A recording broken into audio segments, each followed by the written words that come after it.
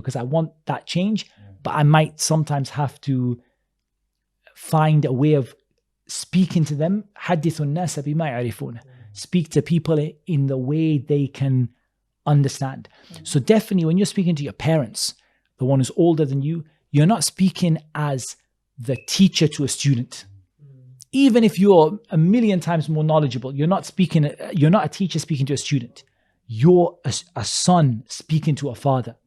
You know, you have to still have that bir and ihsan and, you know, that honoring of them and that softness with them. But that doesn't mean that you don't convey the message, but you have to find a way to convey that message that isn't with shidda and severity and harshness, which in any case is not a good way to start giving da'wah to anybody, right? Sheikh, another thing I think that needs to be touched upon is the being patient. I feel like some people, especially when it comes to giving da'wah to family members, they lose patience very quickly and they write their family members off very quickly. There's a very, very, very, very nice, genuine brother, Allah barik, you know, he's come, that I had a conversation with quite a few times over the summer. You know, he's come to Salafiyah, started seeking knowledge, mashallah, started studying to the best of his ability, and all these things are coming at him, and he just wants to share it with his family members. And he says to me, every time I speak, you know, it just blows up and this, that. And after maybe speaking to them for a few weeks, he came to me and said, like, you know what, I realized there's no point.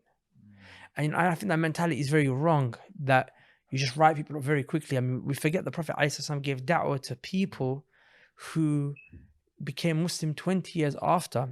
I mean, one of the most profound examples that comes to mind is when the Prophet ﷺ, he cursed 3 men from Quraysh. يدعو على صفوان ibn Umayyah wa Suhayl ibn Amr wa Harith ibn Hisham. These 3 men were adversaries to the Prophet ﷺ, and they really harmed him. They really oppressed him. So the Prophet went out of his way. Actually, the oppression got so bad that he cursed them in Salah.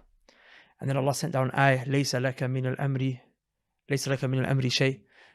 This is not your place, Muhammad sallallahu alaihi wasallam, to decide who's to be cursed and removed from Allah's mercy and who's not. And what's shocking is that those 3 men later became Muslim. They actually accepted Islam.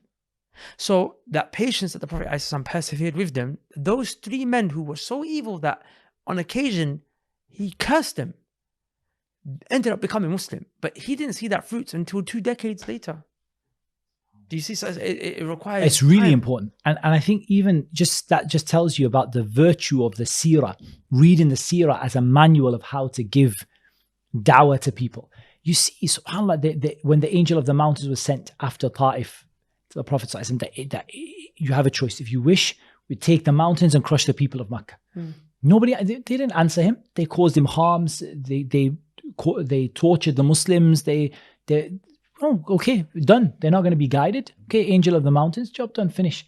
Isn't that what happened to the other ummah, the other nations? Yeah, they got destroyed. They disbelieved in the Prophet.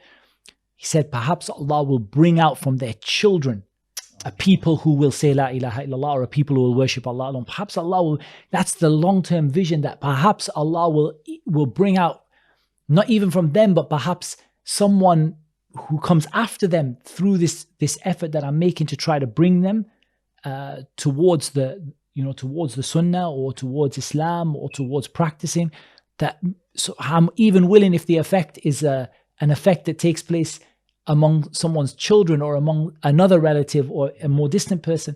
And ultimately, like we said, if these relatives, if your parents have such a high right of bir and ihsan towards them, and then you don't think it's worth it to actually have patience to call them to Islam. How would it be like if the reverse was done and your parent, when you were small, just said, this baby's just going to cry. Well, I'm not going to have sabr with him, Well, that's very profound.